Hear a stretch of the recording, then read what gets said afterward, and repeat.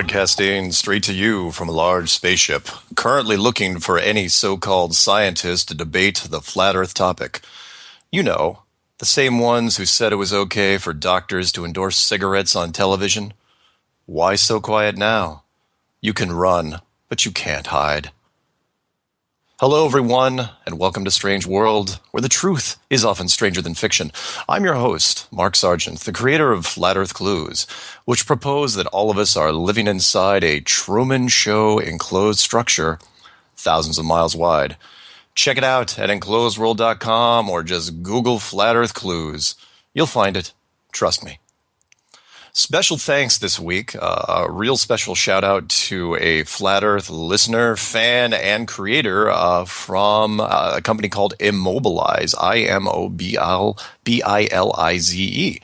Immobilize, what they did was they made, as far as I can tell, the first Flat Earth app for your phone, and this one happens to be a free Flat Earth Clues app.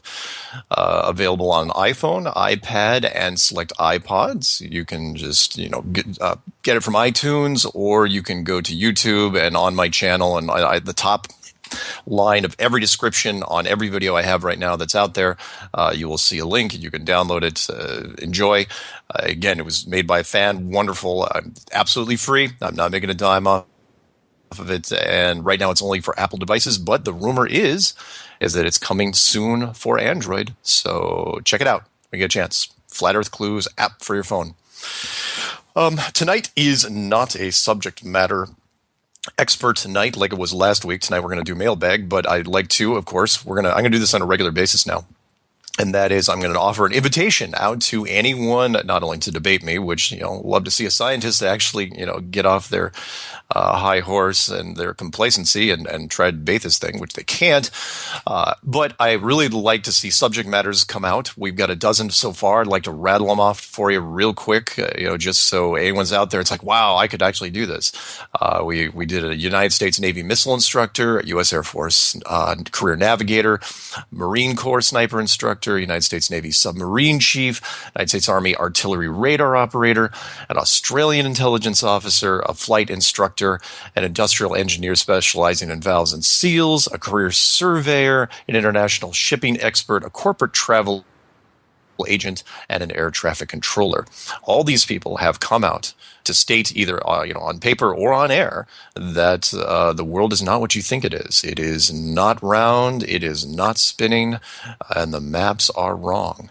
So by all means, get a hold of me. If you want to, and again, if you want to stay anonymous, if you got a career to worry about, or if you're in the service and you want to go career there, by all means, I can read a statement from you and keep it as anonymous as possible. If anyone has any doubts, please listen to any of those shows on YouTube. I've got a section called testimony shows, and everybody that I listed off there is represented. So anyway, anyone wants to call me, please give me a buzz at 303-494-6631 or email me, that's an M as in Mark, Sargent, Sargent, 23 at Comcast.net. Had that email for a long time. People ask me, it's like, wow, you still have Comcast? I go, yeah, 20 years. So please get a hold of me and, we'll keep building the case. Got all members of every branch of armed services, Army, Navy, Air Force, Marines. Don't have the Coast Guard. That'd be kind of fun. Of course, we're looking for the brass ring, what that is, current NASA, ex-NASA, or anybody that was a subcontractor for NASA. And by that, I mean Lockheed Martin, General Dynamics, Boeing. Anyone along those lines, or even subcontractors of those kinds of stuff. Anyone who's tied to this in any way, shape, or form. Love to, you don't have to be on air. You don't even have to talk to me directly. You can just email me or chat it up, and we can come up with something. So anyway, thanks to everybody that's come out so far, and thanks in advance to everybody that's going to come into the future. So with that, let's get right to the emails, shall we? So I'm going to read the emails. Some will be anonymous, some won't. And we're going to do it a little faster than we did last time. Before, my apologies. I know there was lags in the emails that I was reading before, but that's because I was actually reading them straight out of my email system. But this time, I thought I wouldn't be lazy, and I just took it. I went through the emails and I pasted them into a big thing. So I've got all of them just right in front of me in one big Word document. So unless my computer dies from a power outage, because as you know, I'm up on an island in the middle of nowhere in the Northwest, we can get through these a lot faster. So even better, enhanced email content just for you, the listener. So here we go, by the way. First one is from Stephen. I'm writing to you to suggest that you write Duncan Trussell, that's Trussell, who does the Duncan Trussell Family Hour podcast. He is a close friend with Joe Rogan and is often in his show. Anyway, this week he touched on flat Earth and expressed interest, but is terribly misinformed. People have been pressuring him to do a show on it. I think you'd be a great fit, Stephen. Thank you very much. And right now, I'm treating it. I'm going to give you the same answer that I give everybody else. Is look, I don't solicit interviews or even people to be on the show. I'm going to treat it like because this has come to me. I don't know why people have approached me for the interviews. I've done 63, 64 interviews so far, and every one of them has contacted me. And as far as guests being on the show, they have all contacted me as well. So feel free, on my behalf, to reach out to them and say, hey, look, you want to be on the show now. Being that he is a close friend with Joe Rogan, that's going to be a little dicey because Joe Rogan's one of the holdouts where he doesn't want to talk about the flat Earth. In fact, he has completely renounced his belief that the moon missions were faked. Anyone wants to look up some interesting stuff on there, look up on YouTube, just type in the Joe Rogan mystery. And that was Joe Rogan was a big anti-moon guy that said it never happened, and he had a lot of conviction. And then all of a sudden there was this lull in the action. And when he came back, from however many weeks and months it was, he had turned completely the other way and said that he was wrong and that the moon missions absolutely happened, but he couldn't say why. And mysteriously enough, he got his own show on the Sci-Fi Network, briefly, one season, at his own radio show, and he's got a fairly steady career doing what he's doing. Do I think somebody got to him? Maybe. I like to use Joe as a cautionary tale. Will it happen to me? Oh, I hope not, because that would be horrible. So anyway, Joe Rogan, I don't think is ever going to come around. He's stated several times, I think 3 or 4 different shows now, that he's not going to talk about flat Earth, even though it's strange that he would actually even address the topic on his station. But yeah, I've seen stranger things out here.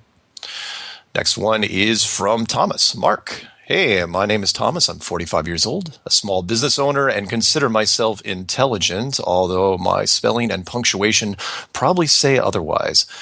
Anyway, I've always been an independent thinker and open-minded. Several years ago, I started to discover how skewed and inaccurate the news media is, and don't believe pretty much anything I see on television.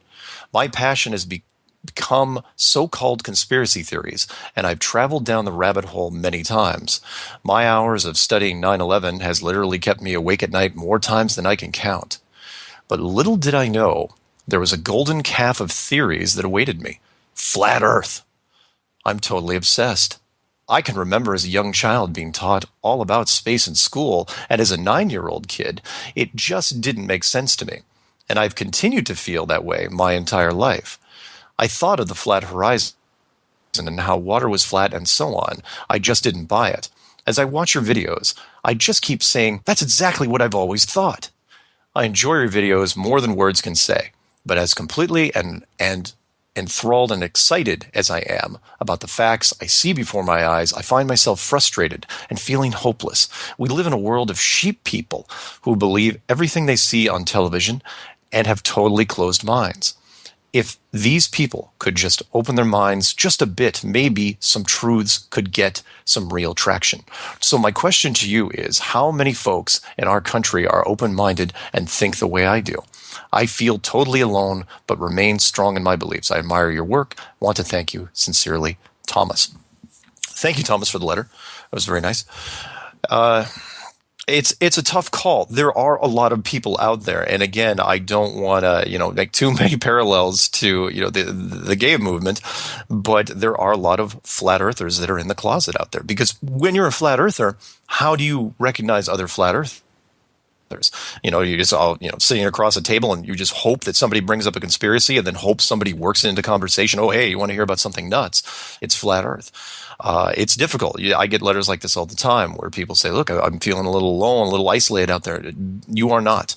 You are not alone in the slightest. Please, by all means, look online. Go to YouTube, go to Facebook, go to as many forums as you can and see how many people like you there are out there. This movement is growing and growing every day, and you'd be amazed at how many people we're running into now that are running into other people. It just happenstance. It's like, oh yeah, you knew about it. There's a lot of people that know. So when this thing finally breaks open, by that I mean get some sort of mainstream approval, there's going to be a huge awakening. There's going to be a lot of people going, wow, you knew too? Yeah, man, right on. And that's how it's going to go. So, just keep the faith. Hopefully you're listening to this show. And we're just going to keep pressing on, all right? Moving on to the next letter. This one's from Dennis. Hello, Mark. I am a regular reader of the SGT report. I recently came across an article about the flat earth craze that has been reawakened. I must admit that I never really took it seriously until either I decided to look into it more. It just seemed so fascinating to me because almost everything about it makes so much sense. I just wrote to Rick Wiles from TrueNews.com the other day and told him about you. I asked him if he would watch Under the Dome to see what he thought about it. You mentioned that you needed someone to spread the word and get the message. I think he is the perfect person to do it. I asked him if he would try to book you on his show if he thought enough of it to be valid. I have yet to hear from him. I also have what I think is a solution that would prove beyond a shadow of a doubt, one way or the other, whether or not the world is indeed flat or a sphere.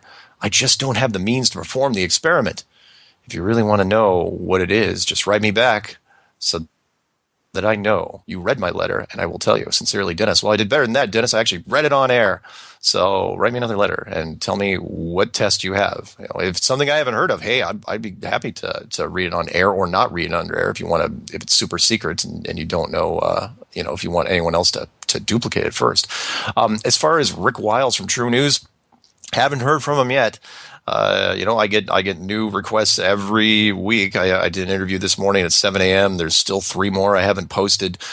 Still waiting. Again, anyone knows Jimmy Church. Ask him why 2 months later, after I did the interview on Fade to Black, why he hasn't posted it yet on YouTube. I mean, yeah, it's in the archives on Fade to Black, but he hasn't posted it on YouTube. I don't know why. Has not given me a copy to post either.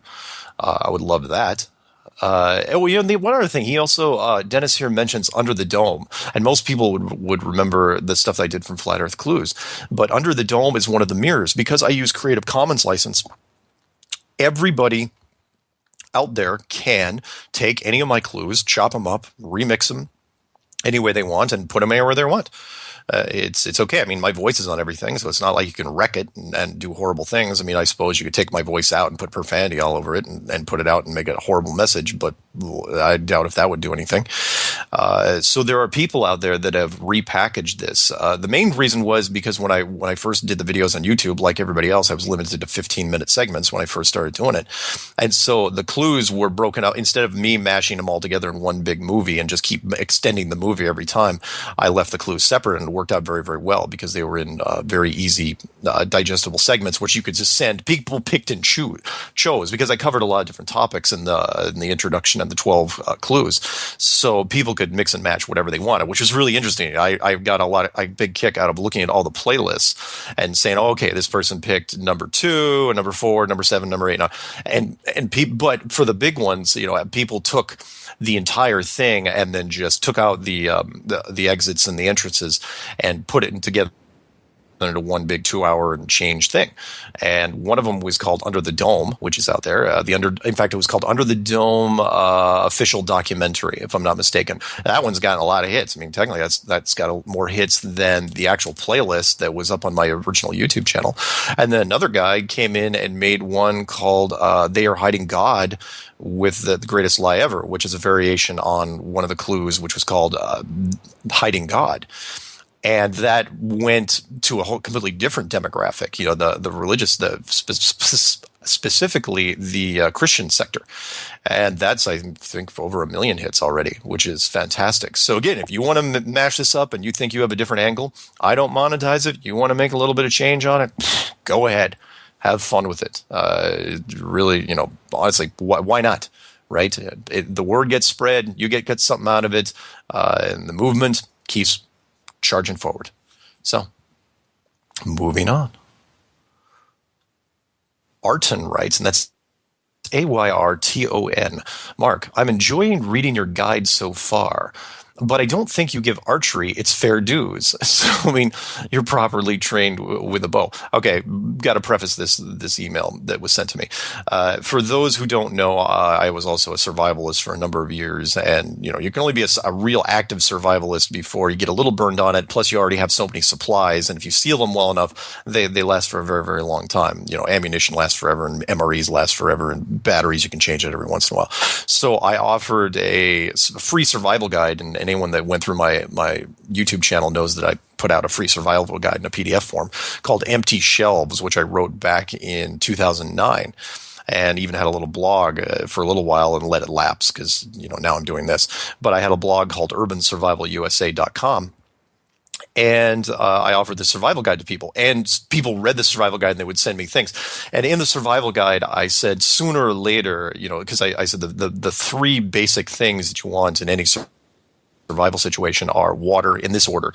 Water, because you can only go about 3 days without water. Food, because you can only go about 30 days without food, give or take on the body fat index. And my third choice was light sources, because in any sort of apocalypse situation, it's going to be really dark because the electricity goes out. You have no idea how dark the world is. And I'm speaking from experience because I was born and raised in an island in the northwest of Seattle, which is, the roads are very, very dark. And like if your headlights go out in your car on one of these roads, you're done. That's it. You pull over and you have to wait for somebody to show up because there is no way you're making it through that road. And people out in rural areas know exactly what I'm talking about. But the fourth thing that I talked about when it came to survival gear was weapons. And that was, and I wasn't necessarily pushing guns. Of course, if you're into survival stuff, you're going to be into weapons, and guns is going to go hand in hand with that. But I said that archery was not, a real valid weapon choice, because really, you're talking bows and arrows here, and you only get one or two shots until the distance gets closed. And for close range, it's very, very impractical. And so that's what he's referring to. So now I will read the letter. I'm sorry for the huge preface, but you see where I'm going here. Mark, I'm enjoying reading your guide so far. He means Empty Shelves. But I don't think you give archery its fair dues, assuming you're properly trained with a bow. I've shot a bow a bunch of times. I am not good. I've never done bow hunting. I've known guys who were bow hunters. I remember doing some work at a bow hunting company, and I can't remember the name of it to save my life. They built this special cam, Matthews bow hunting bows. Is that it? It was a special cam at the top that when you got it to a certain point, it took all the pressure off, so you could hold it for a very, very long time. They originated it. Anyway, with guns, once the ammo supply is gone in an apocalyptic situation, that's it. I can pull used arrows out of animals or people, and with proper training, you can shoot quite quick. I can shoot about 6 to 8 arrows in 30 seconds. I do have a sidearm for close combat, to be fair. There are other advantages too, but this email is getting a little long, and not that long. I just wanted to point out a few things you may not have thought of. Thanks, Arton, which is Ayarton. And what he just mentioned there was something I also mentioned in the manual, which was I don't know a bow hunter that doesn't also own a gun.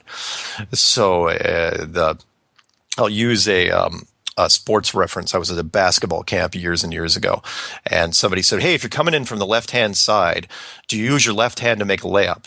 And the guy that ran the camp goes, okay, tell you what, here's how you make that decision. You're going to come in from the left-hand side. If you make it, I'm going to give you $1 million. But if you lose it, you're going to lose the hand. What hand you going up with? And the point is, you're going to go up with your strongest hand, whatever you're best at. And so, yeah, if you're really good with a bow, that's great. But if you have a sidearm next to you, who's kidding who? You're going to use the sidearm first. In fact, you're only going to go to the bow when you run out of bullets. Plain and simple, which is why I have a chapter at the end of the manual called When the Bullets Run Out. Because when the bullets run out is one of the scariest things ever for an apocalyptic situation person. If you have any doubts, look at all the movies that when the hero runs out, whoever it is, when they run out of bullets, things get really, really dicey. And it comes down to old school gladiator type stuff. So anyway, thanks, Arton. This one's from Jeff. Hey, Mark. Here's an interesting article I wanted to share with you. And that was it was an article in theatlantic.com. Several U.S. states led by Florida are indeed flatter than a pancake. The findings prove your surveyor was right. The study also raises additional questions about the Earth. If at least 10 states can be proclaimed as flat, how do they connect to others that supposedly follow the Earth's curvature? Is it possible for entire areas of land to be flat, but somehow manage to conform to a sphere? I hope you find this information useful. Regards, Jeff. And yeah, it's an interesting point, Jeff. And I used to be big on the whole, going to really flat ground and doing a test, like say the Bonneville Salt Flats out in Utah. Just park a car, say, because cars aren't very high, park a car 10 miles away, turn on the headlights, and stand at the other end. If you're on your knee, or even standing, but if you bend to one knee, can you see the car's headlights from 10 miles? Because technically, that car should be on the other side of the curve. Now, at first I thought, well, this should be a slam dunk, right? Except that more and more I think about it, and I've seen this show up in forums, is that what's going to happen is the debunkers are going to come back and they're going to say, well, yeah, the salt flats are flat. Kansas is flat. Florida is flat, but it's flat on top of a curved surface. So it's like putting a single cracker on top of a basketball. Yeah, the cracker is flat, but the basketball's still curved. So it doesn't count, which is why everybody's kind of really focusing on water. So yeah, the article's great. Thank you for that. But unfortunately, you can't give the debunkers too much ammunition, because their argument is solid, which is, yeah, Kansas very, very well may be completely flatter than a pancake from end to end. But that flatness doesn't necessarily mean the rest of the world is flat. It just means that part is flat, which is why you got to focus on water, because last time I checked, water doesn't curve unless it does. And there's a paradox there, which is people believe that the water curves, and yet they can't see the water curving. So there's these weird the average person has a tough time because it's two really competing forces for their mind. Moving on. Corey writes, Mark, first off, thank you for your investigation and your generous sharing of such. After hearing your invitation to call or email at the end of your YouTube videos, I'm starting to think there might be more you want to share. If so, I'm interested. The flat earth thing is about 2 weeks old. To me, after being completely ticked off by the idea for the previous 3 to 4 months, after trying to justify how completely write it off I couldn't, well, that's a horrible sentence, Corey, but I'm going to work with it. And by the way, if you ever see me stumble into sentences, I'm reading these things as is, so I'm not running them into a word processor and correcting grammar and spelling and everything else. I'm just reading them as is. So every once in a while, if I see if its spelling's horrible, I will try to correct it. But most of the time, I'm just reading it the first time over. I mean, I glanced through it before I put it in there, but I didn't read it exactly. After searching through some info, I'm blown away. It makes more sense by far. I'm open to whatever information you want to steer me towards. And again, thank you for your work. Regards, Corey Rogers, Northern Indiana. First of all, Corey, I'm not trying to steer you towards anything. I'm just trying to, which is why at the very end of every one of the clues that I do, I say, look, do your own research. Ask questions. If I inspire you to do your own tests, wonderful. Do your own tests. Do I want you to focus on any specific things? No. I mean, yeah, I have some favorites out there, but I in no way, I am one person in this movement. Granted, I've gotten probably more attention than I deserve, but there's a lot of people in this movement that are doing really, really cool things, and there's new people every week and seemingly every day. So please, watch, go out there. The first thing I would do is go to YouTube if you haven't already. Type in flat Earth, set the filter to, well, since it's only February, the end of February, I wouldn't even set the filter.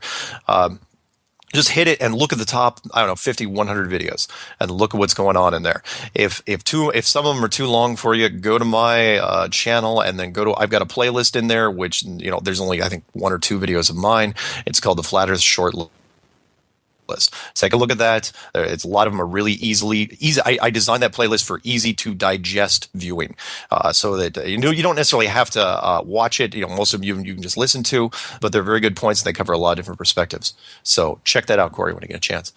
We're going to go to our first break here in a minute. Do I have time to read this next one? No, I don't. But that's okay, because before we go to the break, I'd like to, again, if you want to see the very first Flat Earth app for your phone, go to iTunes and type in Flat Earth Clues, and you will find the first app. As far as I know, it was done by iMobilize.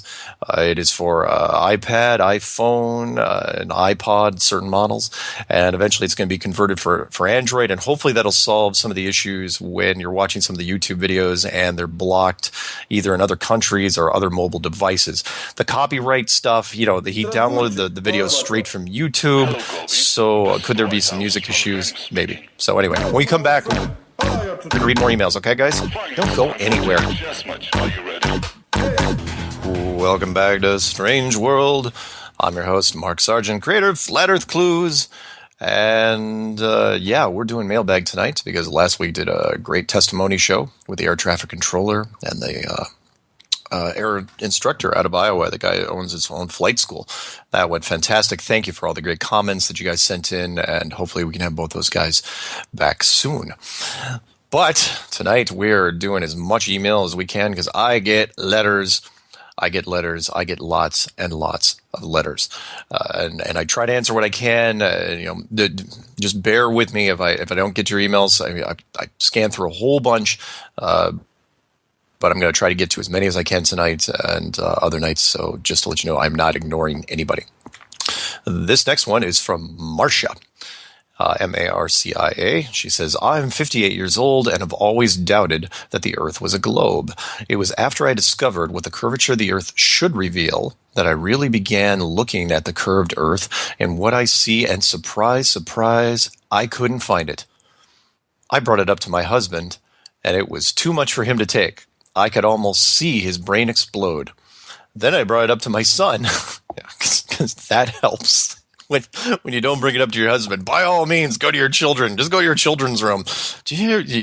Because they're not going to think you're crazy at all. I then brought it up to my son, who used to fly helicopters for the Army. He laughed at first, but 2 days later told me that I was right. He never had to adjust a flight for the curvature of the Earth, nor did he ever see the curvature of the Earth while flying. I'm a Christian, and the thought of a flat Earth covered by a dome with God sitting on his throne above and looking down on all mankind is not only totally biblical, that's a great name for a show, totally biblical, but gives me great peace. As my son says, in essence, the world is like a giant chessboard, and most people are too busy trying to get their own little square to acknowledge the master, which is how Satan wants it. Ooh, that's poetic. That's good. Somebody should make that into a t-shirt. God bless you and keep it up. You are being heard, Marcia. Thank you, Marcia. That's very kind. Dear Mark, greetings from the UK. Been following your vids since April of 2015. Love what you do and how you do it. Respect. Keep on keeping on and ignore the paranoid idiots. The drama and infighting nearly made me walk away from Flat Earth, but yours and Patricia's grace and mercy made me rethink that. Kudos for rising above it all. Tell Patricia to check her spam. Sent her birthday wishes, but didn't hear back. Bright blessings from Kelly, who could be a man or a woman because that's one of those names. Like Pat. I will ask her because I don't even know if she checks her email or her spam folder, to be honest. She's not that great of a computer person, so it's very possible that she's completely missed it. I check my spam folder all the time. It's amazing what I find in there because I get so many emails that they dump all sorts of fun stuff that's in there. Mostly, offers of lots of riches from Ethiopian banks, but I'm sure those are totally legit. Next one's from Paul. Hey, Mark. I'm sure you may have been sent this a few times, but you're better getting it 10 times than none at all. A recent episode of Mythbusters went up in the U-2 spy plane. It was filmed for the television show. Somebody put part of the show on YouTube, and there's a link. If you cut out the crap and start the video at about 6 minutes, 30 seconds, you will notice the GoPro with obvious fisheye distortion, filming everything out side, but when the camera is pointing at Adam Savage, you can see the horizon over his shoulders is completely flat. There is quite a few shots of this happening. Hope this helps your excellent work. Keep at it, Paul. Thank you, Paul. And yeah, a quick statement about Mythbusters.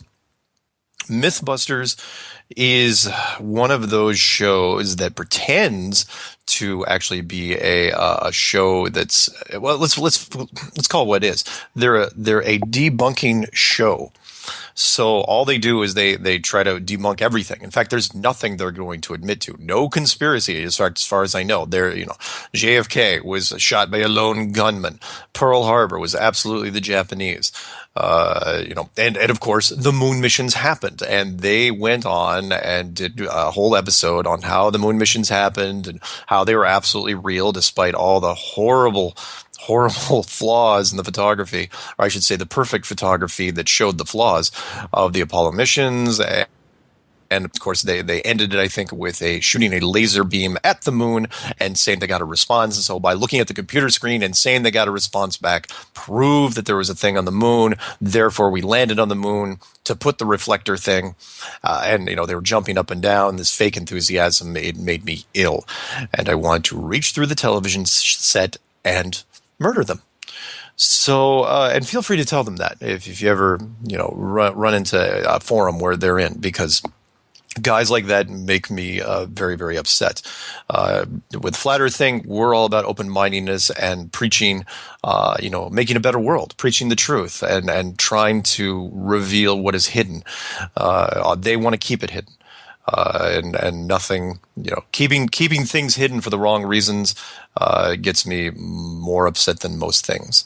So yeah, the Mythbusters, wonderful. By the way, the good catch on the U-2 spy plane. They go up in the U-2 spy plane and inadvertently show.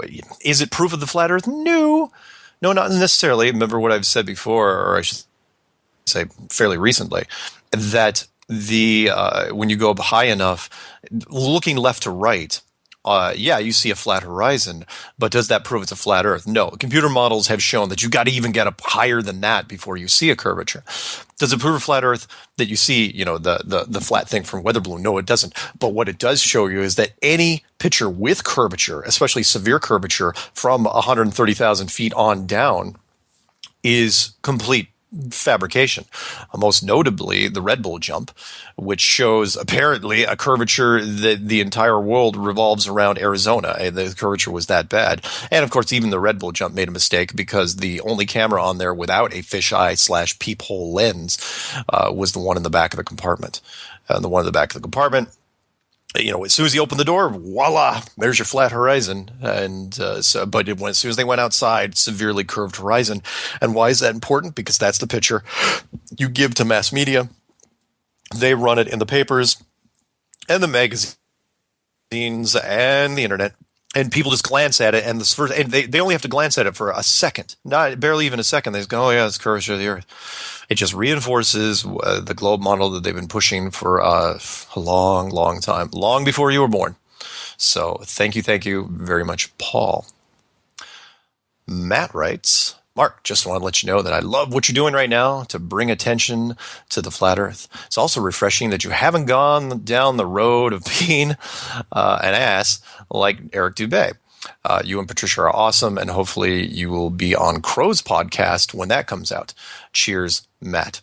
Yes, thank you, Matt. A couple things there. One, I didn't know that Crow is actually going to do a podcast, but great, wonderful that he's going to do a regular thing. He's got a whole bunch of subscribers. I think his research is great, and in fact, I haven't mentioned him in a while because I haven't had to. There's so much other stuff in the flat Earth movement, and he's not a flat earther officially. He may be a closet flat earther. You don't know, but what he did do, if anyone, for those who haven't listened to my early stuff, was that he takes really great high resolution pictures, basically hooks up a really nice camera to a pretty decent telescope and shoots pictures of the moon and the stars and everything else you can get perspective on. And he was the one that first really reported what's now known as the lunar wave, which, if you look at it, appears to be some sort of resolution issue, a refresh rate with the moon, which leads to a whole bunch of questions. One is, why is there a refresh rate on the moon? Because refresh rates only happen on display screens. They only happen on monitors. So unless you're telling me that the moon is a giant monitor and everything you see up there, the craters and the white and the gray, that's part of a display system. It begs that question, and I interviewed him, and he was a great guest, and he went on because he didn't want to get in the middle of all the fights, because the drama and the infighting that have started or that have been here since the beginning, he didn't want to be a part of. So, and I don't blame it. There's other people that are staying in the flat Earth closet because they don't want to have to choose sides, and I don't blame you. The camps right now, Eric's camp, which is. They're diligent. I'll give you that. And when he wrote this, when Matt wrote this, he didn't even know that Eric put out his rap video, which was angry, one of the angriest white guy videos the raps I've seen in a long time, where you could almost see the gnashing of the teeth. And he's angry. I don't know exactly what he's angry at. If he just calm down and stay focused and get in this thing, he could really be a benefit. He's done a lot of great early research, and I'd like him to continue it. Will he in the future? I don't know. Will he keep doing Saturday Night Live skits and more music videos? Yeah, maybe. I don't know what for reason, but just so you guys know, he's never emailed me, ever. He's never reached out. My phone number and my emails on everything I have out there. And I swear that one time I think I either inadvertently may have talked to him during a roundtable, like a Google Hangout once, but he didn't identify himself as Eric. I'm pretty sure I did at least once, but it doesn't really matter. As Eric comes up more in conversation, we'll deal with it. So thank you, Matt. Kathleen writes, brilliant.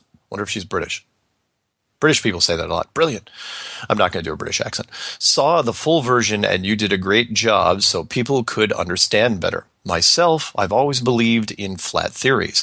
Now the question is, do you believe there's only one or are there several? I personally believe there's a lot more.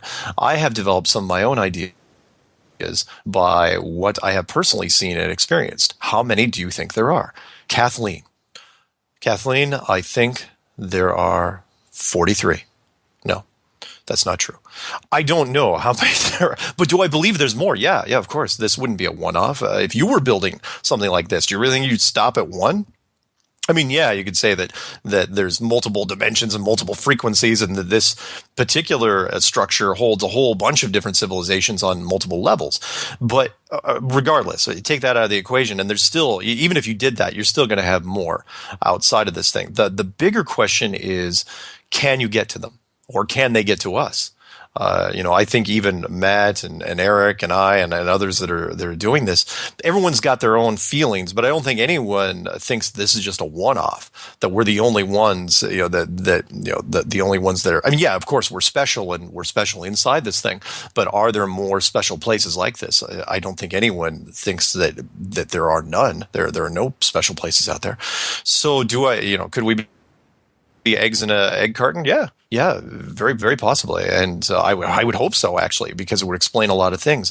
Can other civilizations from other places like this get to here? Maybe. It would make things a lot easier than, say, Richard Hoagland's model of interstellar flight, where people are coming from Mars and Venus, and there's these big distances they have to cross. I believe that not only does God have perfect design structure, but he also has perfect design efficiency. And if you're going to be really efficient, you're not going to waste space like you would in the solar system model, which we've been preaching, and the galaxy model and the universe model. It makes way more sense if it's condensed. Everything we need is right here with us. Just saying. So thank you, Kathleen. Moving on. Mohan? M-O-H-A-N. Mohan writes, the concept of flat Earth blew my convictions of public education. We have been taught wrong things in life. Question, what happens to other planets and asteroids in this model? Are they outside? Wow. He says, are the outside the filament? Okay, I'm going to assume you were having a few beers before you got the courage to write. So are they outside the firmament as another layer? Also, if sun and moon are out inside the dome, what prevents humans to get there? Or these two objects sit outside the dome? Thanks, Mohan. Okay, it's very possible that Mohan's first language is not English. Could also be possible that he's using a phone and he's not very good, but he didn't really abbreviate anything with UR or anything like that. He's not using text speak. So, but I get the question. Let's see if we can do it, okay? First off, are there other planets in this model? No, there wouldn't have to be. The stars and the planets are just beautiful lights, a wonderful tapestry that's hanging above us, no different than a planetarium on the inside. What are asteroids? Man, he asked a lot of questions in like 3 sentences. I don't know how he pulled that off. What are asteroids? Asteroids in this model wouldn't be very hard at all. I mean, they would be part of the creator process, no question. They wouldn't be anything that we would be responsible for. Which means, if you're the builder of this place, you just take a piece of metal ore, introduce it at speed, like with a rail gun or whatever, make it at a shallow angle, let the atmosphere heat it up, and try not to aim for any major cities. Because if you hit a major city, then you're not helping yourself. You don't want any big disasters that are caused naturally. I mean, big ones, real big ones that do a long lasting damage, if you can help it. What else he has? Also, if the sun and the moon the sun and the moon. Oh yeah, the sun and the moon are inside the structure. What stops the humans from getting there? Well, remember, if the sun and the moon are inside the structure, they're probably less than 50 miles wide. So what exactly are you going to land on? And you don't even know if they're solid. I mean, if it's a television screen or a partial hologram, you're gonna risk trying to put a ship up there? You have no idea what you're going to land on. Plus, the sun's too hot.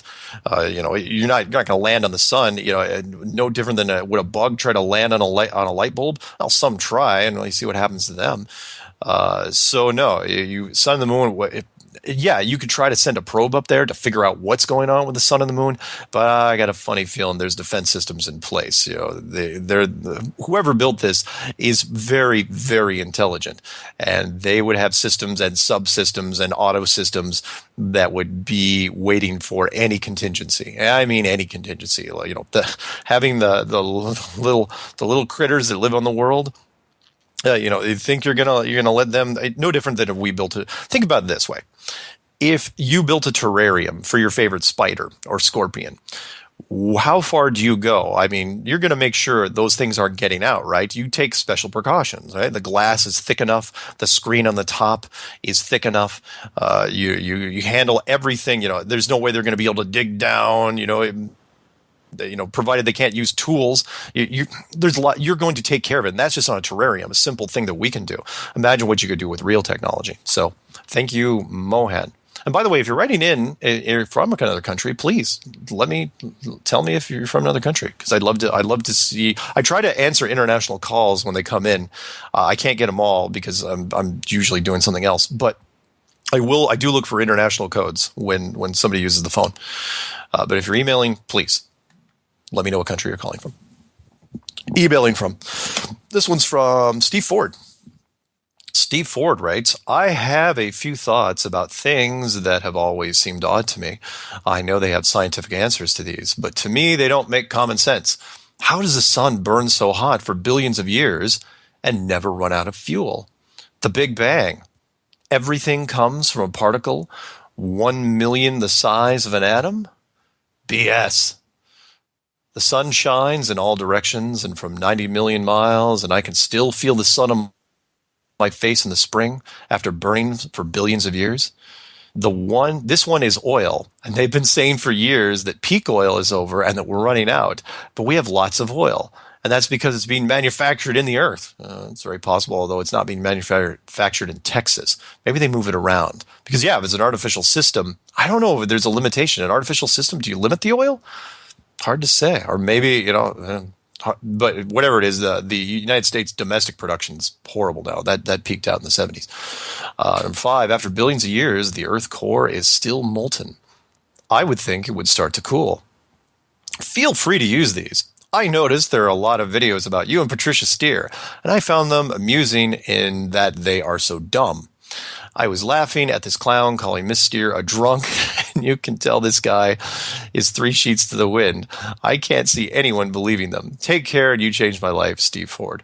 Wonderful point, Steve. And I have gotten your voicemails as well. Thank you very much for contacting me in both formats. And yeah, I think the Patricia Steer stuff that I get caught up in is somewhat ridiculous as well. The latest, which I loved so much, was that they accused one of the flat earthers, otherwise known as Croatian Girl. She's a 16-year-old girl out of Croatia, go figure, that she was our daughter. And that Patricia and I had her apparently when we were both working for the intelligence agency in the Soviet Union. After the breakup, but before the intelligence group broke up, and that we left her there and came over here to infiltrate the American capitalist dog system. So no, that's not true. But I am a big fan of Patricia Steer. I think she's a wonderful asset to the movement. She's interviewed a whole bunch of people. I think she's doing her 65th interview tonight. I think she's interviewing Jeffrey Grupp just about the same time I'm doing this show. I think she's doing it live on top of it. And I'm a big fan of hers. What's not to like? She's extremely attractive, especially considering her age, and she's smart, she's funny, and what's not to like? I don't see how anyone could hate her. To be honest, what does she do that's bad? She's a very, very interesting person, and she helps this movement a great deal. She's probably the finest conspiracy person, a man or woman, I have seen on camera, to be honest. And with assets like that, we're lucky to have her, and that's not me just giving lip service. Next email is from Matthew. Matthew writes, "Hey Mark, wow, that 2-hour video you presented on clues in the flat Earth was very informative, eye-opening, and thought-provoking to say the least. What do you think about extraterrestrials?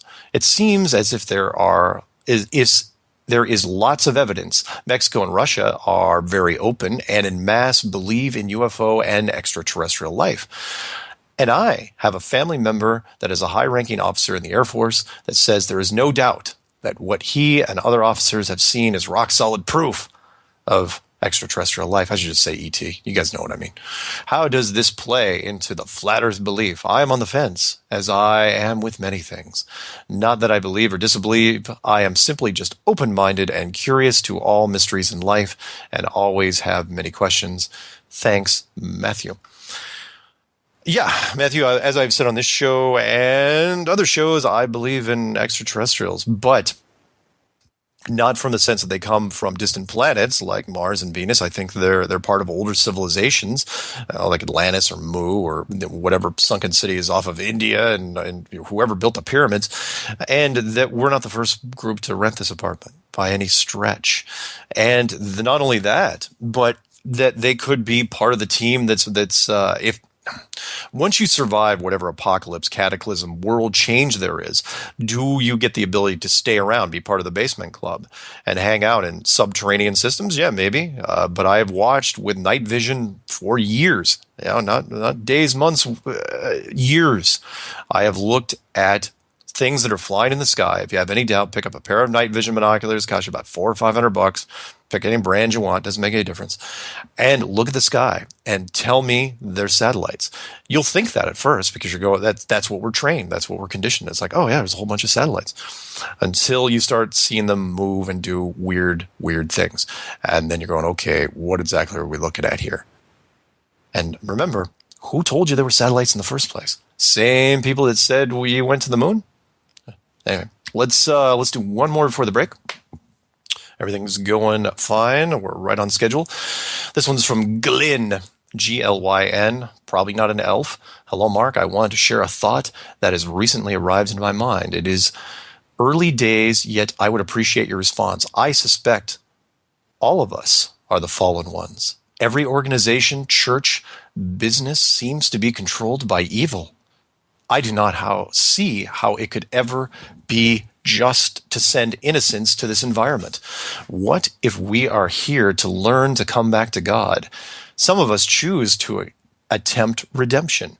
Many choose not to and do not seem interested in even trying. This is probably not an original idea, but it does seem to fit the circumstances of an enclosed flat Earth. And yes, I did come to flat Earth through your YouTube channel. Thanks, Glyn Kendall from Middle Earth. Glyn, you may be right. But you're not, several people have said, because the inevitable question comes, and that is, if we are not the first civilization to live inside this structure, and by that I mean an enclosed structure, here's the shameless plug for my website, enclosedworld.com, or the app now, which is Flat Earth Clues on iTunes, which is, if we're not the first ones to live in here, who were the first ones? And we're the first ones, if you're going to go into myth and legend, the fallen ones. Was this place supposed to be a jail? And were the fallen ones cast down? And are we descendants of the fallen ones? Are we experiments of the fallen ones? Are they here with us? Are they underground with us? Or if they're underground, would you call that hell? That's a tough one. Are we now in a big jailbreak scenario? And by that I mean, does every civilization try their unique creative qualities to break out of this?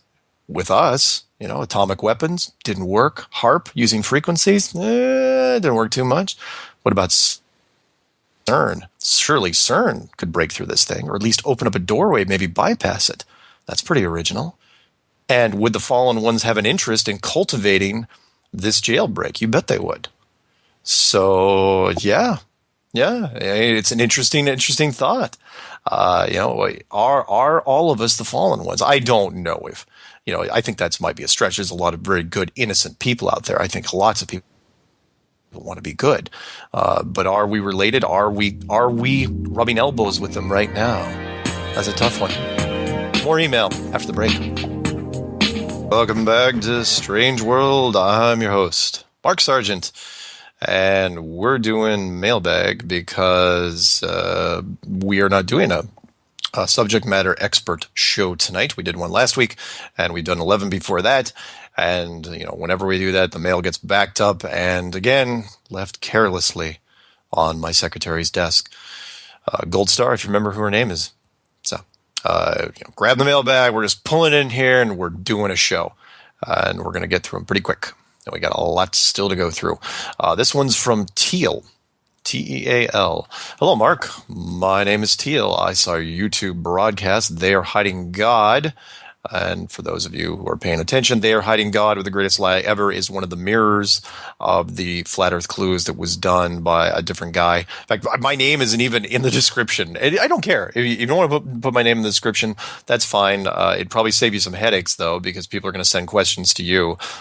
So if you want to mirror my stuff, because again, it's free, it's Creative Commons license, you want to make a little money off of it and put it up on your channel, you'll probably get some hits if your title is creative enough, but you're also going to get questions. So put in the description, hey, it's Mark Sargent. If you have questions, give them my email address, which is M as in Mark, SARGENT 23 at Comcast.net. Of course, phone number is 303-494-6631. I try to screen all the calls. International ones I will pick up.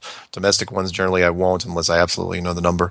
And also, remember, as of tonight, there's also an app, which is you go to iTunes and it is just type in Flat Earth Clues, and there it is, your first Flat Earth app you can install on your phone. It's free. You don't have to pay anybody for it, and nobody gets any money for it. And it was made by a fan, by a listener. And thank you very much for Immobilize with a Z. So, hello, Mark. My name is Teal. I saw your YouTube broadcast, They Are Hiding God. I enjoyed it. I like the straightforward, calm energy and the well-rounded, extensive treatment of the subject. I am 53 and have recently come to some new type of awareness of what indeed is going on. I have been, for some years, looking into religion, government, money, etc. The Flat Earth idea was introduced to me within the last 6 months or so. Because of where I was mentally and spiritually, it did not take much convincing. There was a general, okay, that seems about right. You're pretty weird, but that's all right. Most people are like, no, flat Earth. Ah! It's like vampires when they get in the sunlight. You invited people to reach out to you several times in your videos, so I took that as you seeking to expand your connections. So I am reaching out. I am fairly isolated from groups of people who share some of the same questions. I am seeking a way to contribute to the work. I am theologically trained and work as a therapist in rural Alabama. I don't know anybody in Alabama. I enjoy jazz and poetry and have been experimenting with improv jazz and spoken word poetry in the beat tradition. We have tuned the instruments to 432 megahertz. Last year, I wrote a piece called What If the World is Flat? It was an attempt to put all the many pieces together in one place as kind of a summary and or overview of what may be going on. It also suggests an attitude of faith and good-natured spirituality that is required in response to the reality. There is humor as well as some offensive aspects presented within the context of the piece. I think of what I do as seeds. My experience of waking up is that it is gradual and painful process that unfolds sometimes against one's will. There is a sense of need that leads someone into crazy land. My thinking is that if I can sow ideas or questions into folks, they may begin to consciously seek, or perhaps it could contribute to a process that may lead them to seek out more exhaustive research like you have so artfully presented. I enjoy the work of researchers like yourself, but I know that I will never do that type of presentation. I'm wondering if the world is waking up could use a poet. That is how I see myself contributing in some way. So I was wondering if you might take a few minutes and listen to the piece and give some feedback or ideas about how I might better use this. That is, if you think it may be of some help. It can be found at this link, and it is, unfortunately, I'll try to read it when I can. And that is, it's at platosgroove.com. That's platosgroove.com, 2015/12, Jazzy, What If the World is Flat Live. Thank you for any help. Blessings, Teal. Yeah, Teal. And I'm gonna go to it, and I will try to email you back and suggest, hopefully you're listening to this, suggest that, turn it into a poetry/song. And when you do that, because we have a whole bunch of song tracks that are out there in the Flat Earth community. Right now, I have a list. I'm collecting them like baseball cards. If anybody actually collects baseball cards anymore, that kind of dates me. Which is, I have in my YouTube playlist, I have a playlist called Flat Earth Music. And that Flat Earth Music list currently, as of today, has about 70 tracks. Not kidding. Actually, 70 tracks. I mean, from every genre. Country, rap, jazz, folk, quite a few folk songs, techno, you name it, pop. There's all sorts of really, really great tracks in there. And express yourself. Everything helps. And again, for those people that don't understand, a lot of people say, oh, it's just another conspiracy. In fact, it's the worst conspiracy and it's a weird conspiracy. It's like, no, it's the only positive conspiracy I've ever seen. Do you know many people that have written songs about, actual happy songs about any other conspiracy, like 9/11 or JFK or Pearl Harbor or Sandy Hook or Boston bombing, or just take your pick? Does anybody write songs about this stuff? We haven't seen this sort of energy since, I know I'm probably overstating, but we haven't seen this sort of energy since the 60s. Who writes songs about conspiracies? It's because it can change the world. That's why, literally. There's a song in there and a T-shirt and a hat right there. Change the world for real this time. Oh, that's a great line for this movement, because it's true. If the world can change, then maybe we can change, and maybe we can pull ourselves back from the brink of this smoldering, slow-moving car wreck that we seem to be in. So anyway, thank you very much, Teal, for that. That's great. Let's see. This one's written by Chuck. Chuck writes, "Hey, Mark, we never spoke. I've never written you. However, I watch and listen to all your content and highly value your work." You're probably listening to this then. While listening to the Darkness Radio episode you uploaded today, which was February 9th, I had a strange feeling come over me hearing the B.O.B. track Flatline come in during a break at the hour 49 marker in the show. I was just going to say, wow. And if you agree, you can take this and do the work needed to it as a theory or conspiracy theory within a conspiracy theory. LOL. What if the song Flatline was actually released as a part of the mechanics behind the mainstream agenda in order for the powers that be to chart and analyze the data associated with the playback, distribution, social sharing, and whatever else, in order to paint a picture for themselves as to the growth and weight that the flat earth community is garnering on a private and overall far more personal level? Sorry, I had to get some tea. Example, listening to a song with headphones by yourself. Tracked. On which device? Tracked. How many times was it shared? How many of those people also watched a Mark Sargent video? And on and on and on. And I'm saying data bait. I don't know. It's huge, even conceiving how much information being gained could truly be behind such an act. As we know, nothing is even relatively considered a stretch of the imagination anymore. Crow 777 has talked many times about heavy-duty data mining going on, and we all know the conspiracy behind the control of mainstream Hollywood, Illuminati, Masonic, blah, blah, blah, and their influence on and within pop culture and so forth. Anyway, throwing out the thought, if it piques your interest at all, follow up. It may actually be solidifying what many of us have been feeling in the air. You know, the whole they know, we know now vibe. Keep up the great work, bro. You're doing great stuff, Mark. Chuck C. from Detroit, Michigan. And yeah, Chuck, you got you get a point there. And as time progresses, especially since the mainstream media explosion, if anyone has any doubt on that, look it up. It was one of the shows we did just recently, because at the end of January, which is not that long, I'm pushing a month ago now, a rapper, Grammy nominated back in 2010, so he's not exactly, chump change, hasn't done anything in a little while, but he comes out and becomes a flat earther and does a Twitter rant and then makes a song, releases a free song called Flatline. And in that song, he uses a full 60-second soundbite of Neil deGrasse Tyson, the world's most public, probably not the best by any stretch if you're listening, Neil. There are physicists out there that hate you because literally the only reason you're on television, the only reason you ever get on CNN or any other show is because you have camera presence. You're a cross between Bill Cosby and Sinbad. That's what you are.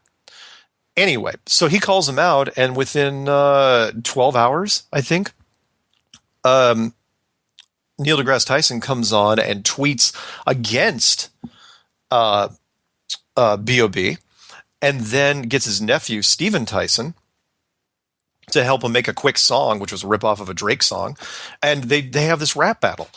Literally on the internet, a rap battle between the world's most public physicist and a former Grammy nominee. And every mainstream media picked it up. And so, yeah. Again, if it's in the mainstream, if there is an ulterior motive there. Were they doing data mining? Yes, no question. Were they data mining to figure out what the response would be? Probably. To see how people, more than that, they covered multiple bases. The biggest being is that they exposed the public to the concept, which was now everybody knows. Everybody's got the whole flat earth concept in the back of their head. Now, they may not know what it means and probably don't care, but a bunch of them do. And, they're not talking, but it's out there. There was enough exposure that if anyone did a search at that point, especially in YouTube, they would find a ton of material. As a matter of fact, if I'm not mistaken, B.O.B. used in his tweets a couple Eric Dubé videos as reference, and so did Tila Tequila. Granted, she was lesser. She was kind of a blip on the radar, but it was very, very interesting. So, yeah, could they be doing data mining? You bet they could. And is there an ulterior motive? You bet there is. Do we know what it is? No, we don't, because we're still waiting for the other shoe to drop. Will it drop this year? Boy, it'd be great. And I think there's a certain window, because if you wait too long, then nobody remembers it. Then it's like, oh, didn't B.O.B. People start forgetting even who the players were. Yeah, he was like dealing with that physicist, Bill Nye, was it? No, I think they'd have to move pretty quick on this. I'm hoping. Disclosure, that's what we need. Next one is from Ron. Ron writes, "Hey, Mark, my name is Ron Dennis from Pretoria, South Africa." See, there's where you go. Let me know where you're from. and not because I'm going to drone strike you. And I would like to share a short message of how I came upon the Flat Earth websites. I was in the USA last July and August 2015. Having time on my hands, I was browsing on the internet. Oh, that's trouble right there.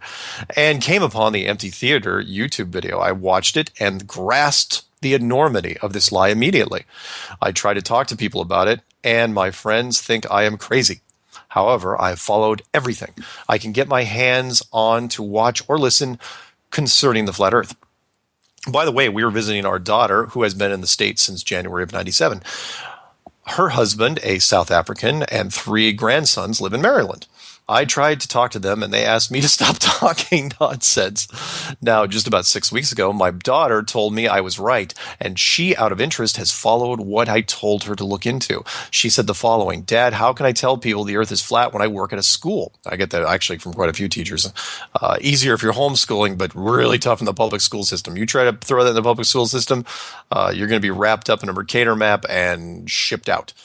And they already know we do not celebrate Christmas or Easter. They will probably say I am crazy, maybe even fire me. Well, long story short, I am at Margate, South Africa on a week's vacation. I was looking out the window at the apartment over the Indian Ocean.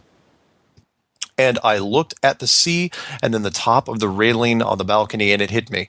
If I line up the top of the railing with the horizon, guess what? Flat, flat, flat. I have taken 3 shots with my cell phone, all showing the water is flat. Guess I am waffling away, so let me just tell you, I am almost 72 years old and can't keep my mouth closed about the flat Earth. Keep up the good work. We win in the end. Ron Dennis. Thank you, Ron. And again, there seems to be no age demographic when it comes to this. I've talked to people in their 80s, and there's a little girl, I think the youngest person that's made a flat Earth video. I think she was like 8. And Croatian girl's 16, and there's lots of people in between. So wonderful. This thing doesn't care about age or gender or race. We take all comers, and it's a wonderful thing because, again, we can change the world with this. Moving on. Mark, did you change your airtime on Truth Frequency Radio? I didn't see you on last night. Yes, if you're listening to this on YouTube later, it is because now it is on, I'm back, I bumped back 2 hours. So it starts at 7 o'clock Pacific time, that's 10 o'clock Eastern time. It used to be on starting at 9 o'clock Pacific, which was midnight Eastern, but they cut me a break, and so now I can actually get a little more sleep. But actually, it gives me more time to edit, because after this, then I can take the recording and spend some time editing it, and usually have it up by the time you get up in the morning. So those of you who wait for it, I should have it up by Wednesday. Sometimes I know it's up, then I have to pull it down because I put experimental things in there. I kind of play with the whole copyright deal. Normally it works out for me because I don't monetize anything. So my entire channel isn't monetized. It's not just individual videos. So they cut me a break when if I screw up on the copyright thing, because I'm not trying to make money off of it. But I still got to pull it down and then take out whatever I need to and then put it back up. The only difference is that with this show, it is sometimes blocked in Germany because Germany does not pay for the YouTube rights of any copyrighted items, so they won't let it in. They just don't want to deal with it. So Germany is the only thing I get blocked in with for Strange World, and literally it's for Joe Jackson Stepping Out, which you're going to hear in another 15-20 minutes. I love that track, and it means a lot to me. I know I can probably pull it and put it in Germany. I'm hoping I can bypass it, though. If anyone's in Germany listening to this or other things, please know that I'll upload the raw audio of this stuff to a cloud if you want. Maybe the app will solve it. Who knows? We'll find out.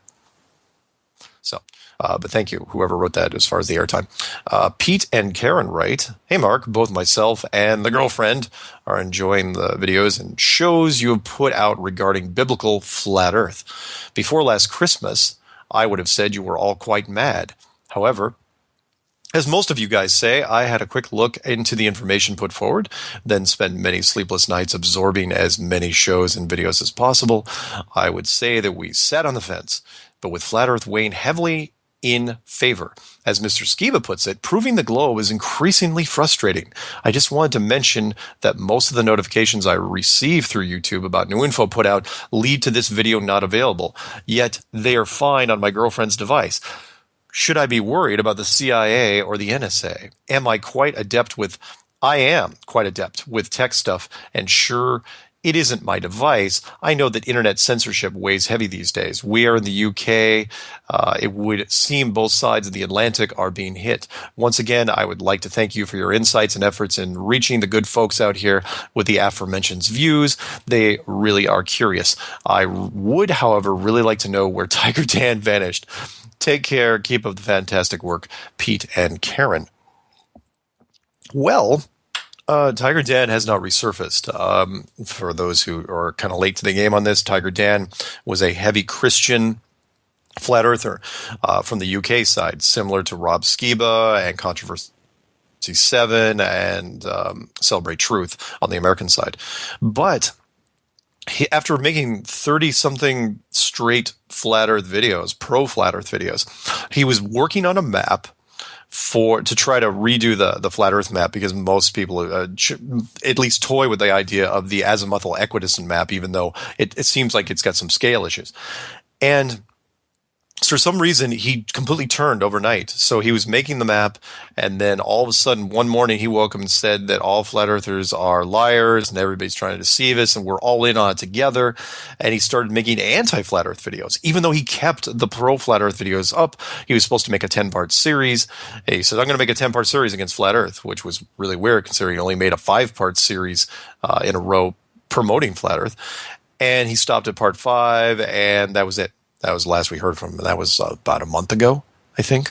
So we don't know. We don't know. We don't know if Tiger Dan's alive or dead. We don't know what he's doing, but he has not been on YouTube for a while now. And it was pretty significant. I mean, he had 20-something thousand followers and, pretty regular. And he seemed like a really, really nice guy. I mean, he was really into flat earth to the point where he was one of the first flat earth musicians. He actually did 2 flat earth rap songs on camera. And he's a white British guy. He is not good at rap. I mean, I'm terrible at rap, but he's really bad at rap. And he put these songs out there and, bold. And yet he's now completely off the radar. We do not know what's going on with him. So, Tiger Dan, don't know what to say, man. Put up or shut up. Whatever if you want to get back in the game, I'd like to. You probably get a lot of emails. I don't know if you're responding to any of them. So, Paul writes, Mark, I've heard you and other flat earthers argue that the Van Allen belts were and are medically impassable. Certain death for Apollo astronauts via radiation poisoning. My question, how can you list NASA as your source for believing this region is deadly when you disregard everything else they release as lies? And why, if the Van Allen region is deadly, would NASA release this info to the public when they would logically just reassure us that it's all smooth sailing through that part of space? Best, Paul Schober. Good question, Paul. And no, I don't believe anything NASA says. If you listen to some of the other stuff I've done, I'm pretty clear about it, which is Van Allen, who was indeed a NASA employee, announces in 1959 that there's these horrible, deadly radiation belts, multiples that surround the planet, even though we still can't figure out what rocket he used to actually find this out. Because if he used a 3-inch rocket, he certainly didn't go up high enough to test them. And not the ones he's talking about. And he said that they were super deadly. But the problem there was that when he did this, I don't think they actually were thinking about going to the moon. Not seriously. Not in 1959. And so they kind of shot themselves in the foot. Because the Van Allen radiation belts aren't real because there's nothing up there. They're not real, but that way they kept the private sector from doing anything. You remember the private sector was still, they were ramping up pretty quick. And I mean, General Dynamics and Lockheed Martin and Boeing, you don't want the private sector going up there. So then all of a sudden you change your mind. It's like, why don't we militarize space? And we make sure that if anyone's going to go to the moon, we'll go to the moon. We'll make it seem very uninteresting, and we'll say we did it so nobody else has to do it. It'll buy us some time at the very least. When they did that, though, then there's like, wait a minute, how do we get past the vet? Because they didn't know that much about radiation. Our knowledge in radiation was horrible from really 1900 all the way through the 1960s. We still didn't know that much. So I was like, okay, how do we get through this? Well, the only adequate shielding for any radiation is a dense metal. You can either go really cheap, like with lead, because we wear lead when we go to the dentist, that big lead or lead blanket. And it's very, very heavy. But gold, you could also use gold, which is very expensive, but it's twice as dense. So it's twice as heavy, but you can also use it for other things. And the thing is, they never said what exact shielding they used on those capsules. So, then they said, okay, we just went through the Van, and then Van Allen says, well, if you go through it really fast, you don't have to worry about it. I was going, that's great, but why didn't you say that before? Why is it so deadly if you can just go through it really fast? Plus, that doesn't make sense because if you're coming back from the moon, going to the moon is really fast. Great. I'll totally buy that because you're flooring it. You're gunning it, hitting the gas. That's how you get there. But when you're coming back from the moon, you're coming back home, which means you got to slow way, way down and get back into orbit. And which means you're going through the Van Allen radiation belts, which means, you're going to have some radiation to deal with. But yet no astronauts died of cancer. Long-term radiation poisoning is what I mean. Nobody got radiation sickness, as far as we could tell. The capsules weren't contaminated. And everything was fine. And not to belay the point too much, but you want to look at the big question for me is why the radiation thing comes into play is look up, it's online right now, look up Orion trial by fire. Look it up in any search engine. It's a video on NASA's website and watch it. It's only 7 minutes long. Why are they so concerned about the Van Allen radiation belts? If they took care of it with the moon, they're saying, oh, we can't go to Mars because we can't figure out how to get through the belts. It's like, what are you talking about? You did it 10 times. You went through the belts. Don't give me that. Anyway, I could go on forever. That's a whole nother thing. Let's see if we can do one more before the break. All right. And that is Mark, Aaron from Plymouth, Michigan here. I was just plunking around Fallout 4 listening to Flat Earth mailbags from Strange World 42 when I heard you mention REM, Flat Earth, and Tracy Twyman. In November, I sent you this REM stand. Not sure if you had a chance to look at the lyrics, but here we go anyway. Oh, shoot. You know what? I'm not going to do it justice. We'll read the lyrics for REM when we get back from the break. But before we go to the break, I got to mention that Tracy Twyman, boy, that's a tongue twister, Tracy, she did an article on how she thought the REM, the band from the South in the United States, knew about the flat Earth. And when they did songs like The End of the World as We Know It, the one about Andy Kaufman, that song, and then Stand was about that they knew, they knew about some of the conspiracies, but they kind of knew. So if anyone knows, again, I don't know what Michael Stipe's been doing lately, the lead singer for REM, they were big in the States for a number of years. They haven't been doing too much lately. If anyone knows how to get a hold of him, pass him some Flat Earth stuff, but I'll read the lyrics with you. Welcome back to Strange World. I'm your host, Mark Sargent, and that was Joe Jackson, Stepping Out, from his album Night and Day. Before that, we had 3 hours, Justin Bieber, Pull Your Hair Out marathon. And before that was the Taylor Swift Hour of Power. Real quick, I wanted to read, because Tracy Twyman had suggested in an article on the internet, which you can read, that REM may have known about the flat Earth theory, but they were so ahead of their time. Who are you going to tell? I mean, you thought that Matt Boylan had a problem telling people just a few years ago. What would REM do in the late 80s and 90s? So I'm going to read real quick the lyrics for Stand. And I'm not going to try to sing it. So, stand in the place where you live. Now face north. Think about direction. Wonder why you haven't before. Now stand in the place where you work. Now face west. Think about the place where you live. Wonder why you haven't before. If you're confused, check with the sun. Carry a compass to help you along. Your feet are going to be on the ground. Your head is there to move you around. So stand in the place where you live. Now face north. Think about direction. Wonder why you haven't before. Now stand in the place where you work.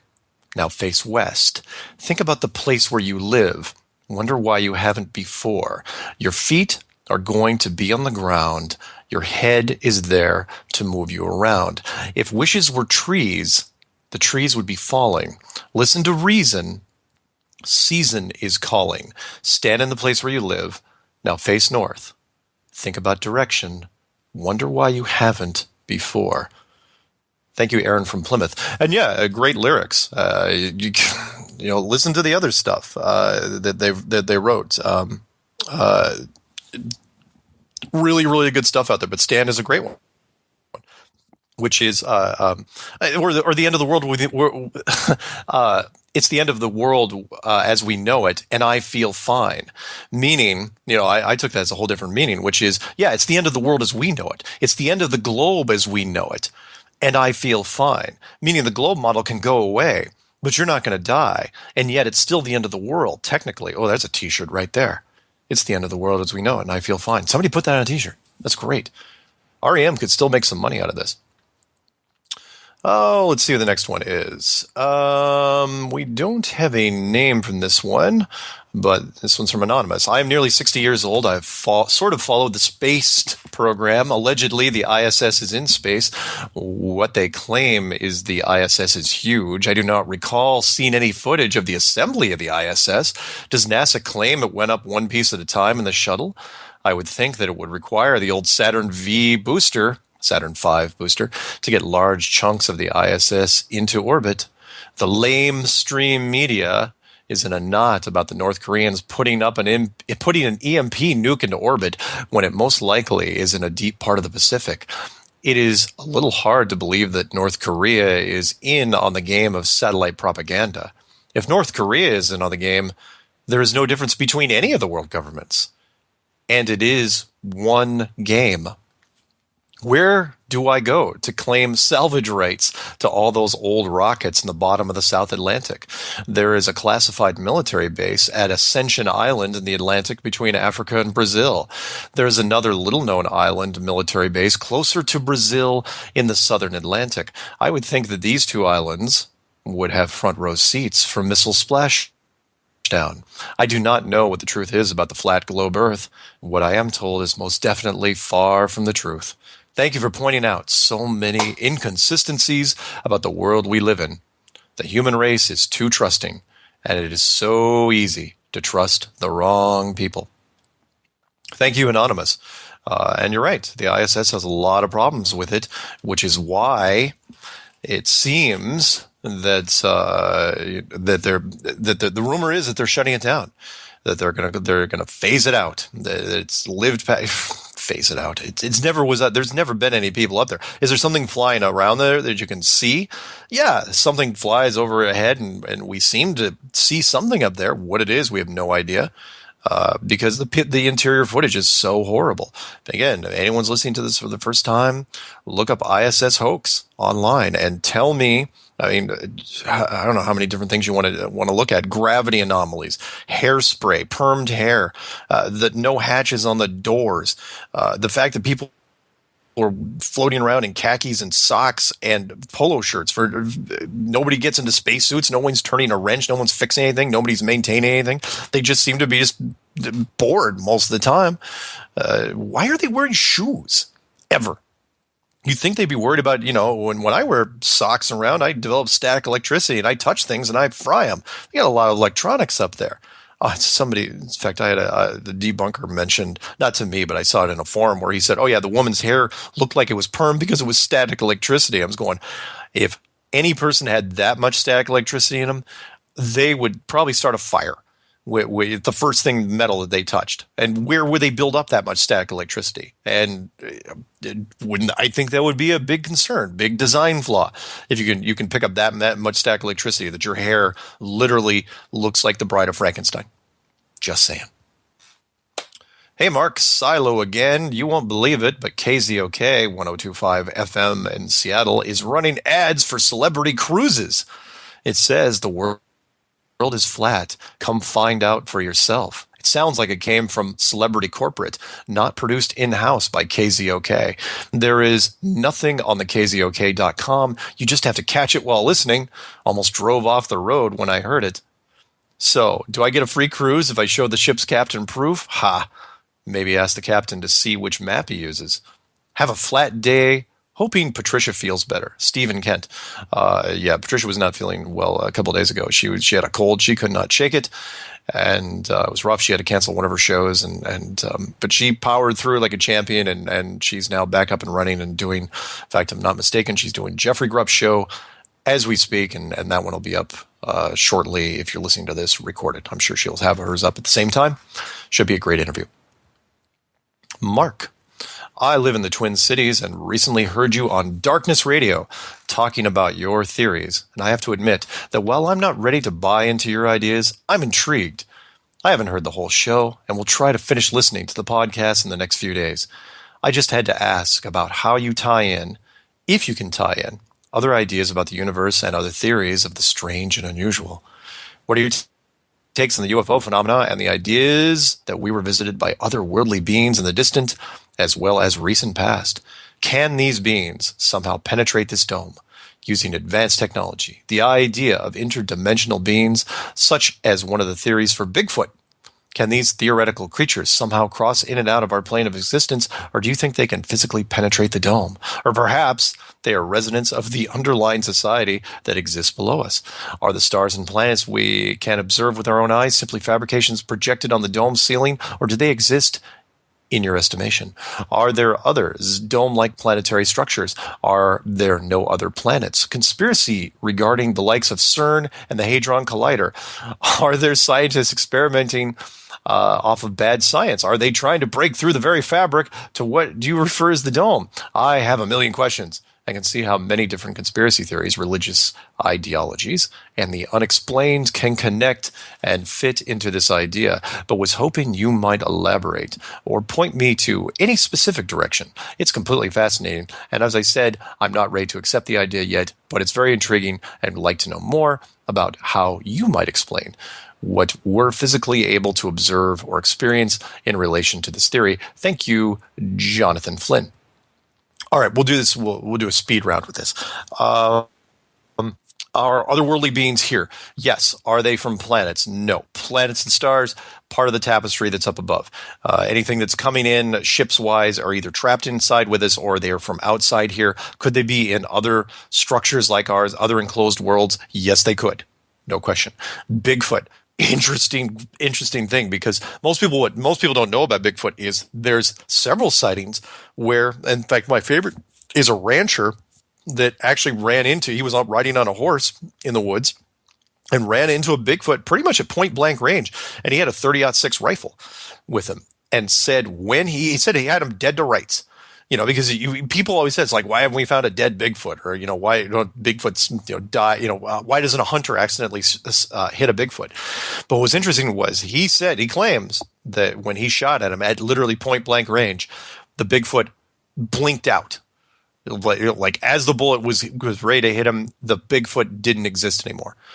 Do they have that ability? Are they part of the programming? Are they part of a mystery subroutine? Oh, boy. There's some good questions there. Do I think, I'm from the Northwest, so the Bigfoot stories are all over the place. And there are a whole bunch of eyewitnesses that say they see something that looks like, and could it be a species that is hidden from us? I mean, it's possible. Look at the Billy ape, Billy, a 6-foot strain of chimpanzee that was down, I believe, in South America, where nobody knew about it. 6 feet tall. Chimps that avoided humans like the plague, and Bigfoot do that as well. They don't like being anywhere near us.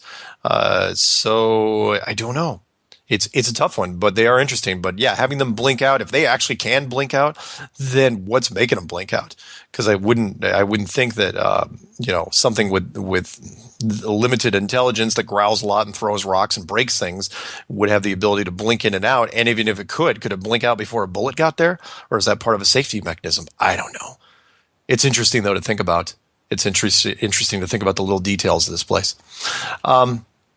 Underlying society, I talked about that in the early part of the show.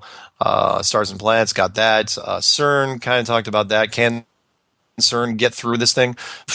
Maybe. I don't think get through. I don't think bust through, but maybe open a window to another place, like a Stargate scenario. I mean, if you're going to spend that sort of money, you would probably have an ulterior motive there.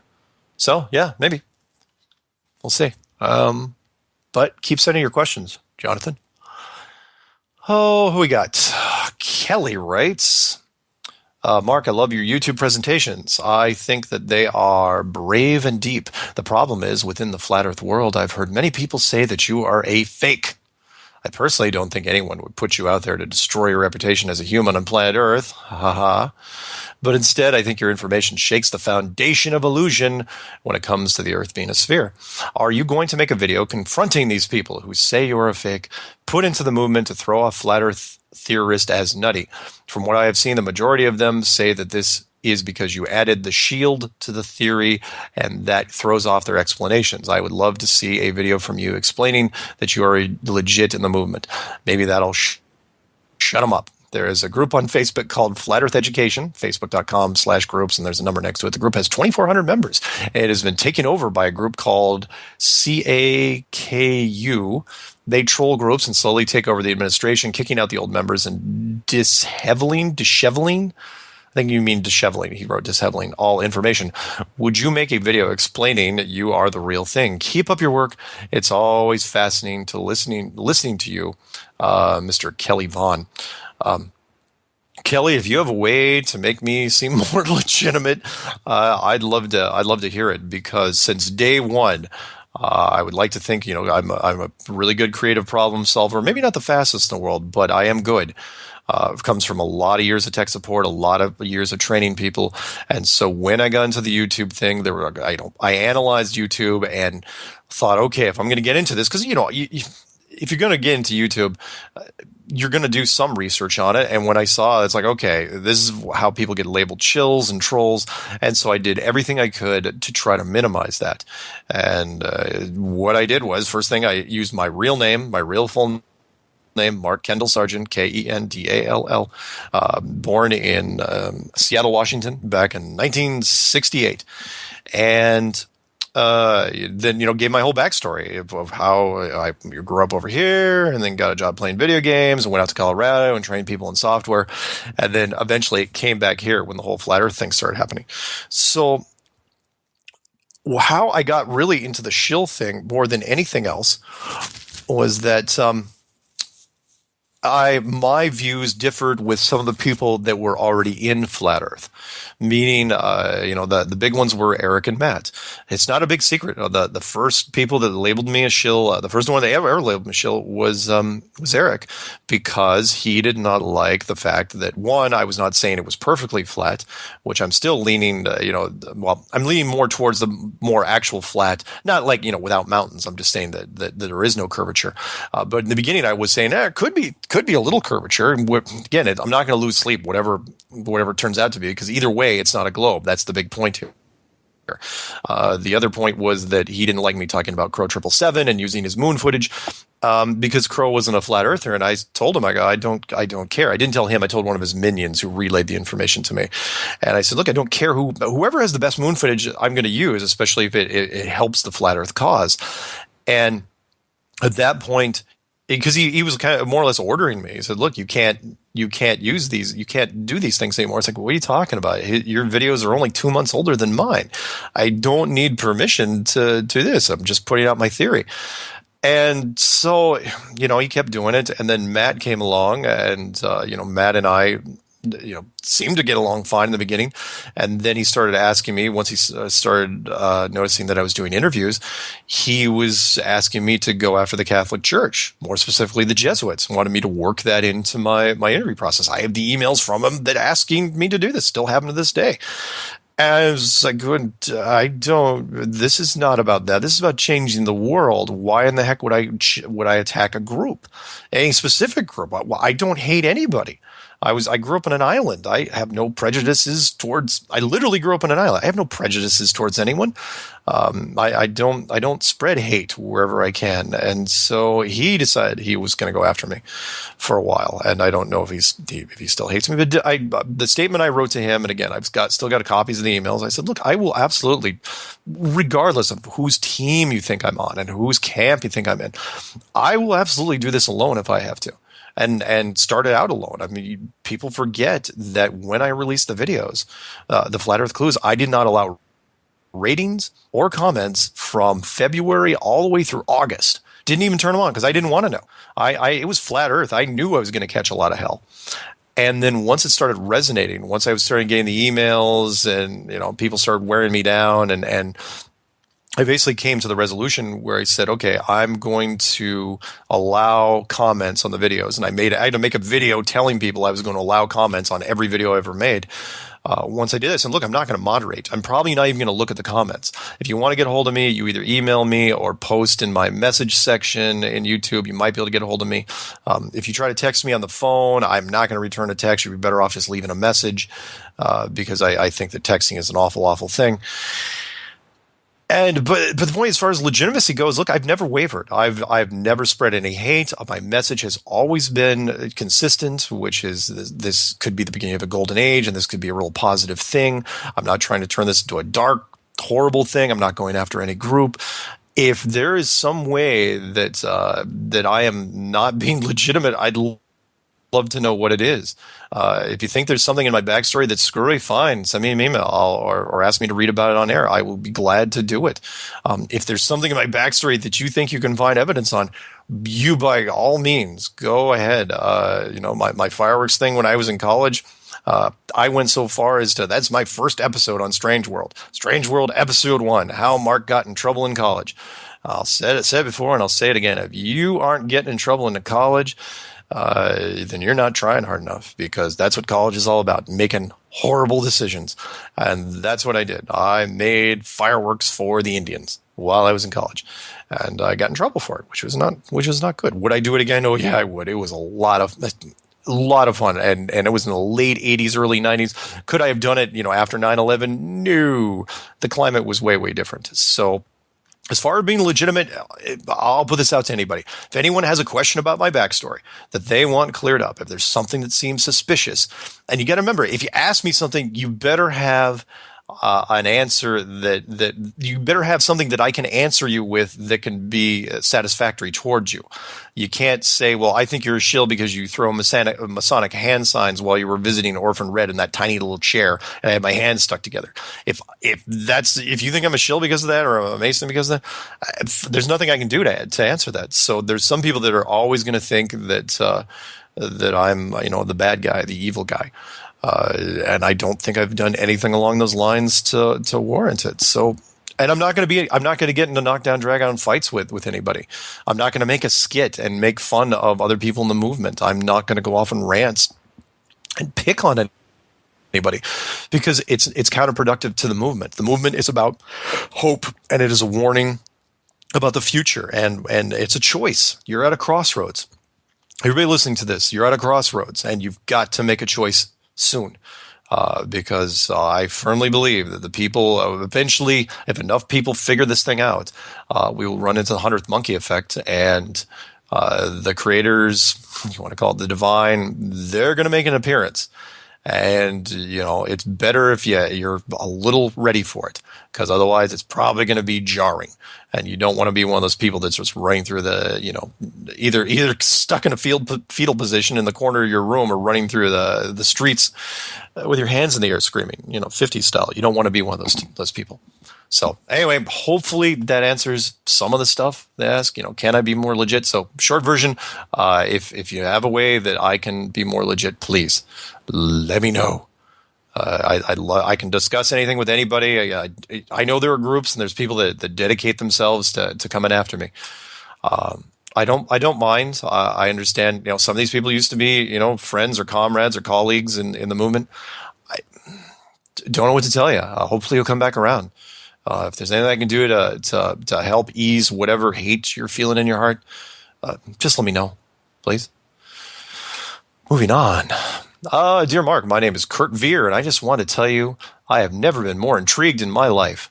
My friends and son think I have lost my mind. Keep up the fascinating work. Thank you, Kurt. Thanks, Kurt. It's great. Jeff writes, greetings. I thoroughly enjoy your videos. Keep up the good work. One recent interviewer mentioned the possibility that aliens might be in Antarctica, and that is why big corporations cannot go there. Here's why I think that theory is wrong. If aliens were down there, no one could visit. The possibility of seeing one would be too risky. The world governments would have to ban everyone, not just corporations. The actions taken are more consistent of hiding something rather than someone. Thanks again, and take care. Regards, Jeff. Excellent question, Jeff, and very right, very astute. Which is, anyone remember the Antarctic Treaty? And I know the debunkers like, no, you can go down to Antarctica. Anybody go down to Antarctica? It's like, man, you got to listen to the clues that I did again. That is. You can go down to Antarctica. You, the person listening right now, you want to spend the $10,000-$15,000 and go down there. They will take you down there to the peninsula or just off the peninsula. You can have your picture taken with some icebergs and some penguins, and you can go do this. That's perfectly fine. But there's a couple things you can't do. You cannot run amok. You can't just go off tour and say, oh, here's another $10,000. I'm going to get a snowmobile and just take off. They're not going to let you do that.